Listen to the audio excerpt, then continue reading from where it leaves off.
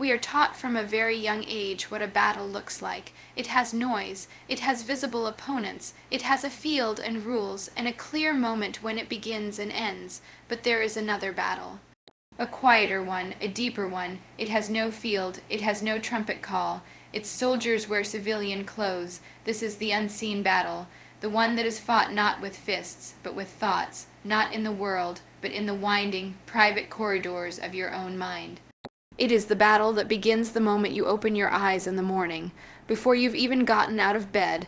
It's the voice that lists your inadequacies before you've had your coffee. It's the weight that settles on your chest when you think about the day ahead, a weight no one else can see. Its weapons are not swords and shields, they are comparison, the endless scroll through curated lives that makes your own seem mundane. They are the echo of an old criticism, replaying in your head like a song you can't forget. They are the fear of being truly seen, and the deeper fear of being seen and found. Ordinary, its battlefield is your attention, a precious resource constantly under siege by 1,000 different demands, each one pulling a piece of you in a different direction until you feel scattered, until you lose the center of yourself, and its objective is not to draw blood. Its objective is far more insidious. Its objective is to convince you to play small, to settle, to silence your own strange and beautiful ideas before they ever see the light of day. To make you believe that the person you are in your quietest, most honest moments is not the person the world wants or needs. We are culturally conditioned to recognize conflict through a specific, dramatic lens. We see the clashing armies on the field, the raised voices in an argument, the public stand against an injustice. These are the battles with a visible geography and a declared enemy. They are battles we can point to, describe, and for which we can often receive sympathy or support. But this understanding of conflict is dangerously incomplete. It ignores the far more pervasive and draining war that defines the human condition for so many, the unseen battle. This is the conflict that lacks any external theater of operation. Its battlefield is not a piece of land, but the limitless and chaotic landscape of the human mind. It is a war of ambush and guerrilla tactics, fought not against a foreign adversary, but against a familiar, internal opposition. The weapons here are not tangible. They are psychological and emotional constructs of immense power. The artillery of comparison fires relentlessly, bombarding your sense of self, worth with curated images of others' success. The snipers of past criticism take aim from hidden positions, their single, well-placed shots, a remembered failure, a harsh word, able to halt an entire advance of personal ambition. The gas warfare of anxiety seeps into the trenches of your consciousness, a toxic fog that clouds judgment and induces paralysis. This battle is fought in complete silence. There is no medal of honor for enduring a morning besieged by self-doubt. There is no commendation for resisting the urge to abandon a dream out of fear. The soldiers in this war wear no uniform. They are people going about their daily lives, sitting in meetings, picking up groceries, smiling in conversation, all while managing a front line that is entirely their own. This is why it is so isolating. How do you articulate the existential threat of a quiet morning? How do you ask for reinforcements when the enemy's voice is a perfect mimic of your own? The unseen battle is the most fundamental one we face because it precedes all others. The outcome of the external conflicts in our lives, our careers, our relationships, our creative pursuits, is almost entirely determined by the results of these countless, invisible, internal skirmishes.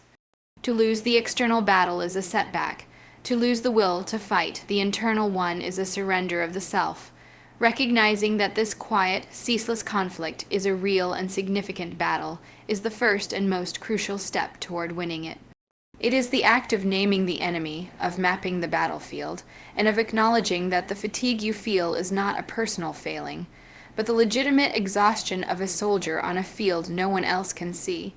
The objective of this unseen war is not a territory to be captured or an enemy to be vanquished in a dramatic final stand.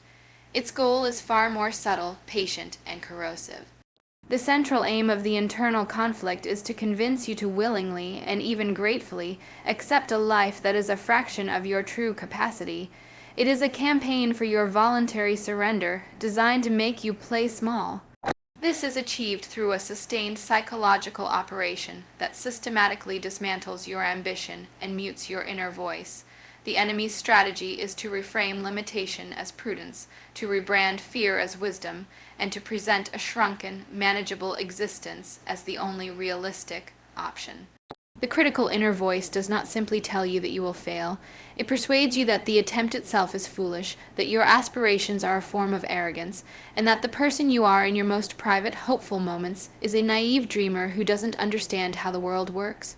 It encourages you to settle for the job that pays the bills but kills your spirit, for the relationship that offers comfort but not growth, for the silence that keeps the peace but suffocates your truth.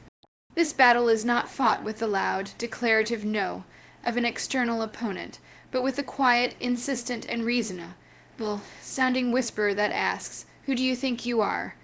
Every time you have a bold idea and immediately visualize all the ways it could go wrong, that is the battle. Every time you choose not to speak up because you fear sounding foolish, that is the battle. Every time you compare your beginning to someone else's middle and decide your effort isn't worth it, you have lost a small skirmish.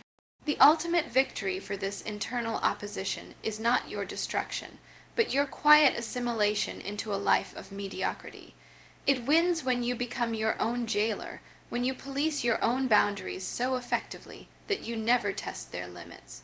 It succeeds when you look back on your life and see not a tapestry of bold attempts and passionate failures, but a neat, orderly, and unremarkable path, a life lived safely within the lines, a song sung so quietly that no one, including you, was ever truly moved by it.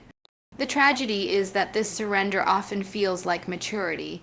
We mistake the silencing of our dreams for growing up, and the acceptance of our limitations for wisdom. But it is a hollow victory for the spirit, a life sentence to a prison whose walls are made of our own unused potential. In the relentless, grinding nature of the unseen battle, fatigue is the constant companion. It is a deep, soul-level weariness that a full night's sleep cannot cure. This exhaustion can feel like a verdict, a sign that you are losing the war, that you are not strong enough, resilient enough, or good enough to win. We misinterpret this fatigue as a signal of impending defeat, a white flag being raised by our own spirit. But this is a critical misreading of our own internal state. The fatigue you feel is not the fatigue of defeat. It is the fatigue of a warrior. It is the legitimate and necessary exhaustion that comes from sustained resistance. Consider a muscle. When it is pushed beyond its former limits, it burns, it aches, it trembles with fatigue. This is not a sign that the muscle is dying, it is the prerequisite for it growing stronger. The pain is the evidence of the effort required for transformation. The psychological and spiritual fatigue of your internal struggle is precisely the same. The fact that you are tired means you are still showing up for the fight. You are still wrestling with the critical voice. You are still pushing back against the urge to shrink. You are still, on some level, choosing courage over comfort. If you had truly surrendered, the battle would be over, and a certain numb, hollow peace would replace the fatigue. The struggle itself is proof that a vital, hopeful part of you refuses to capitulate. This reframing is everything. It turns the sensation of exhaustion from a source of shame into a badge of honor. It means that when you feel too tired to combat the negative thoughts, you are not a failure. You are a soldier in need of a moment's rest. This fatigue is not your enemy. It is the natural byproduct of your courage. It is the echo of every time you chose to believe in a better possibility for yourself. Every time you silenced a lie with a fragile but determined truth. Every time you got back up after an internal setback. To feel this weariness is to have proof of your own tenacity. It is the evidence that you have been in the arena, that you have been scarred, and that you have not yet left the fight. This understanding does not make the fatigue less real, but it robs it of its destructive power. It is no longer a signal to give up, but a signal to dig deeper, to find a new reserve of strength, or to simply acknowledge the immense effort you are already expending just to hold the line. You are not tired because you are losing. You are tired because you are fighting. The entire architecture of winning the unseen battle rests upon a single, profound cognitive shift, the development of meta awareness. This is the pivotal realization that you are not your thoughts. You are not the critical voice, the torrent of anxiety, or the narrative of fear. You are the conscious space in which these phenomena arise, the observer who witnesses the storm without being the storm itself. This is the most powerful weapon in this internal war because it changes the fundamental nature of the conflict. When you are fused with your thoughts, you are the soldier in the trench, desperately trading fire with an enemy that seems to have an endless supply of ammunition. You believe every fearful projection, you internalize every critical judgment, and you accept the anxious narrative as an accurate report of reality. You are in the battle, and your identity is that of a combatant, which means you can be wounded, defeated, and killed. But meta, awareness is the equivalent of rising in a helicopter above the battlefield. From this higher vantage point, you can see the entire landscape. You can observe the movements of the enemy thoughts, where they are concentrated, what their tactics are, without being shelled by them. You are no longer the soldier in the trench, you are the strategist in the command center. The thought "I am a failure" arises. From the fused ground-level perspective, this is a devastating truth, a direct hit. From the meta, aware aerial perspective, you simply note, the "I am a failure" thought has appeared again. You can observe it, study its texture, and feel the emotional charge it carries, but you are not obligated to believe it or be defined by it.